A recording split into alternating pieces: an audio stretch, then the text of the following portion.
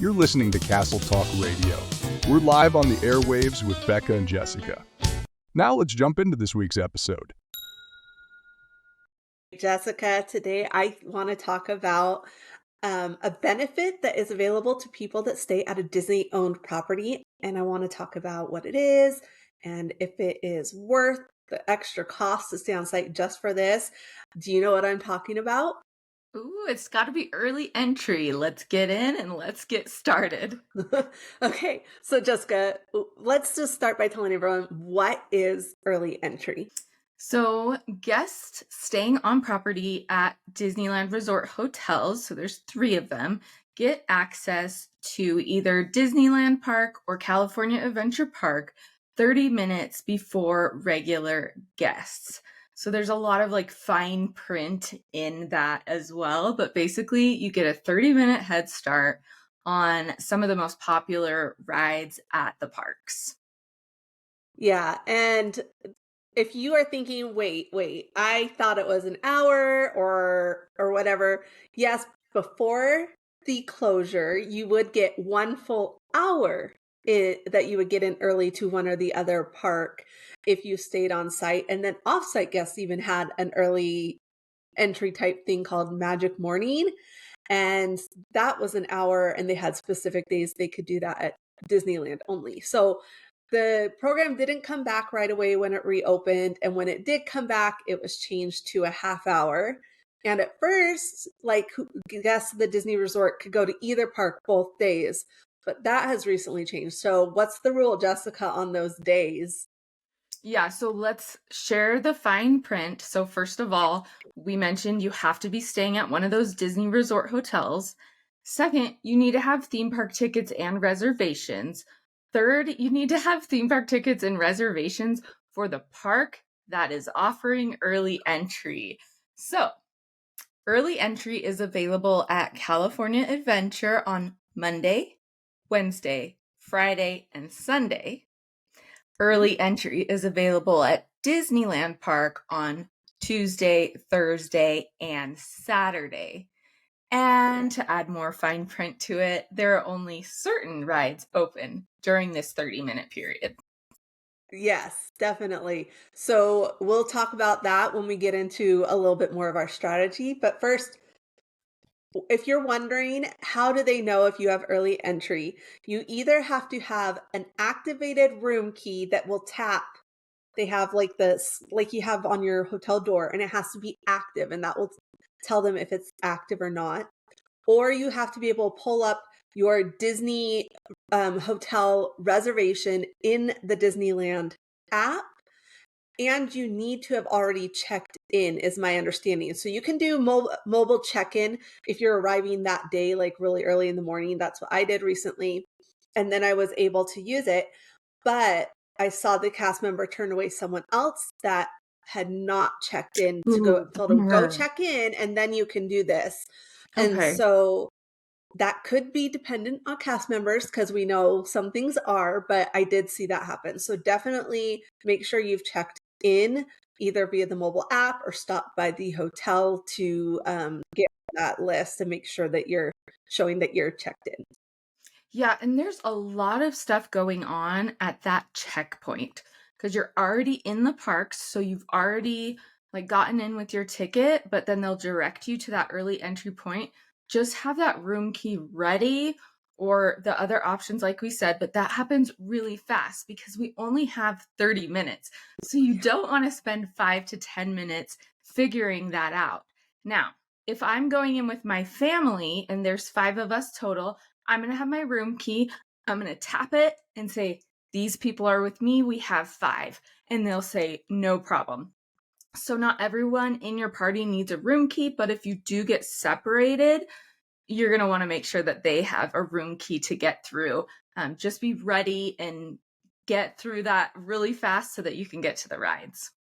Yeah, and do know that if you have more than 5, you most likely will have to show your hotel reservation if you're in one of the villas, so that they can double check that you actually can have that many people in one room. So be aware of that.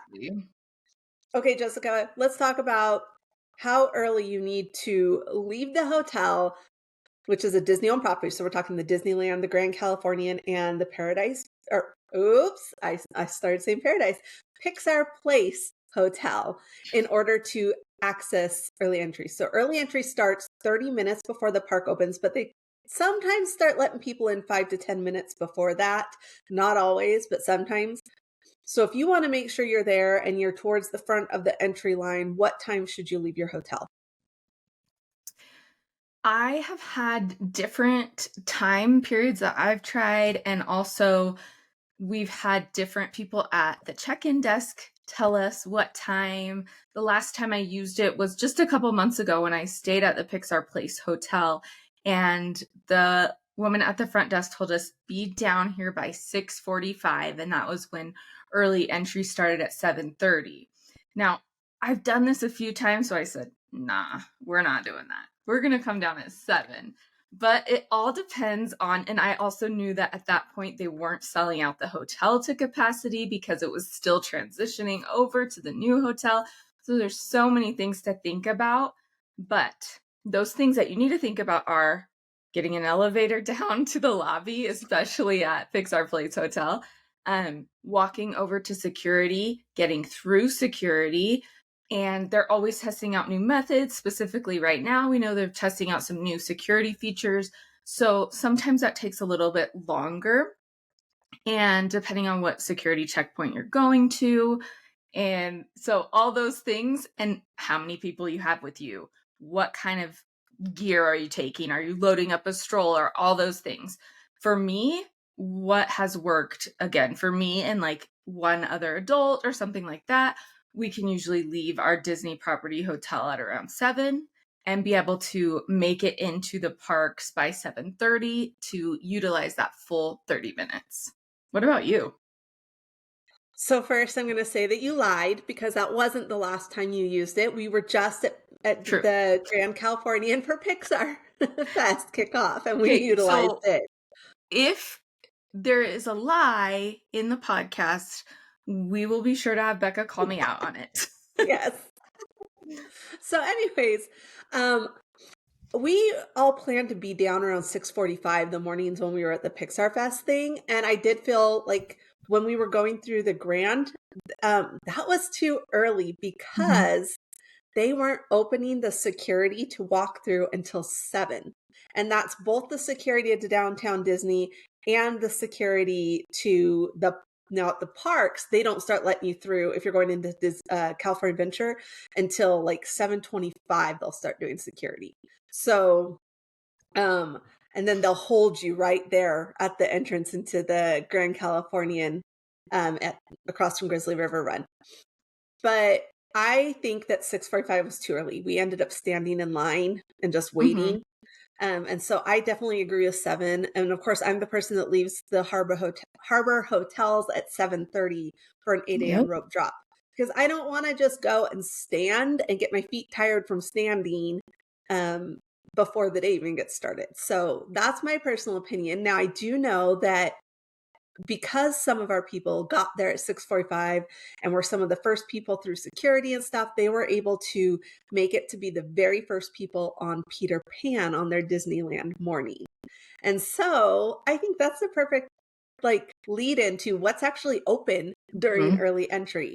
And let's go ahead and start on the Disneyland side since I mentioned Peter Pan. Yeah, that's perfect. And also, those options can change. And of course, it's always subject to like if the ride is open and running. So your best resource just day of, if you want to double check, is to go to the Disneyland app and use the search function and just type in early entry, and it will give you what's available for early entry that day. But since early entry has been a thing even before that, we have been able to consistently see at Disneyland Park the Fantasyland attractions available as well as Tomorrowland attractions. So those include favorites like Buzz Lightyear, Space Mountain, Peter Pan's Flight, of course, Snow White's Enchanted Wish, Dumbo, things like that. Yeah. And so let's talk about before we get into a strategy for Disneyland, because we're going to cover all Disneyland, then go to California Adventure, let's talk about some of the rides that commonly end up being down at opening. Even if they're listed on that app, they could still be down. So the first one that pops into my head is Space Mountain. Absolutely. Yeah. And that one's kind of far back there. So when you're thinking about your strategy, just remember you may walk all that way to Space Mountain and it's down. What's another one that you can think of? I think Space Mountain is definitely the most common, but sometimes Peter Pan. However, when you're waiting to get in for early entry, if you're right there, you can often ask the cast members, is Peter Pan ready this morning? They usually know and they can tell you in advance. And once that opens, the ride times, wait times are loaded on the app as well. And if something says temporarily unavailable, that means it's not quite ready to open yet. So you're going to want to steer clear of that. Exactly. And then there's one more that I have seen down several times at Disneyland during early entry, and that is the Matterhorn. I don't know if it's Mm-hmm. officially usually open. I've seen it open, Yeah. but I've also seen it down. And the Yeah. storybook canal So boats usually aren't open during early entry. right now on the Disneyland Park list, Matterhorn is not listed, nor is the Storybook Land Canal Boat. So it's Yeah. not everything that's open all the time, but there are, let's see, 2, 3, 4, 5, 6, 7, 8, 9, 10, 11, 12, 13 attractions, including the monorail. It's listed as an attraction.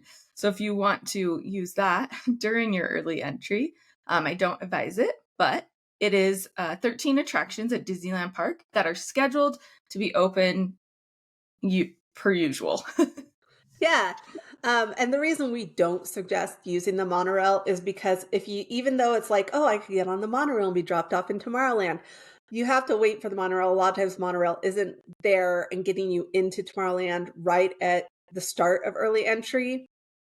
Sometimes it does, but we don't want to leave that up to chance, right? We want to make sure we're there when we need to be there. Okay, Jessica, let's talk about our strategies and just pick one strategy that you would use for Disneyland Resort early entry. We actually have lots of strategies between the two of us, and we'll have a link where you can get those for free down below. But for right now, let's just talk about one of your strategies. So one of my strategies involves waiting until early entry is almost over to get in line for Peter Pan, because most people are going to use early entry time to ride Peter Pan, and then they've already done it. So you can do other attractions nearby and just make sure you hop in line for Peter Pan's flight right before they open to regular guests. Now, that could be the same for something like Space Mountain as well. So you know it's open, you know it's been running, and you want to ride some other things first. Totally cool. And you can do that, like almost use that to your advantage as well to ride it multiple times. One time, I think I did Peter Pan like 4 times during early entry just to see how many times I could go on it. And it was a lot of fun, but there's definitely a little part in there where it clears out. So that could be a good option. Yeah, I totally agree with that. So my personal favorite is to always try to hit up Alice in Wonderland first, because that is another one that gets a long line later on, but it doesn't have that major rush to it like Peter Pan does. And then I go over and hit everything in that loop that happens to be open. So Mr. Toad, if you want to do Dumbo or the Teacups, you can do them then. Pinocchio, Snow White, I can usually get almost everything there done. I usually don't do like Casey Jr. or the carousel or anything during that time. I can usually get most of that done though, and then hop in line right before the official park opening into Peter Pan and be there before all the people rushing from the regular guests opening. So Yeah. I think that's a great strategy. Another really good strategy, your early entry strategy should also consider what you're going to ride on when the park opens. So if I'm going with younger kids and somebody that wants to do Finding Nemo, the submarine voyage, we're going to hit all those Fantasyland rides, and then we're going to start the day with Finding Nemo. Now, that's not like a normal strategy, right? That most people wouldn't rope drop Finding Nemo per se. But it is perfect when you've already done all those things. So include your next few steps in your early entry, because later on that Finding Nemo ride line is going to get a lot longer. Yes, I agree. Okay, Jessica, we are actually out of time, so I think we're going to have to split this Yeah. into 2 episodes. Oh my goodness, Woo! because there's so much to talk about. So join us next week where we'll talk about Disney California adventure strategies, and we'll decide, is it worth the price of the Disney property just for early entry? All right, guys, we'll see you real soon on Castle Talk Radio.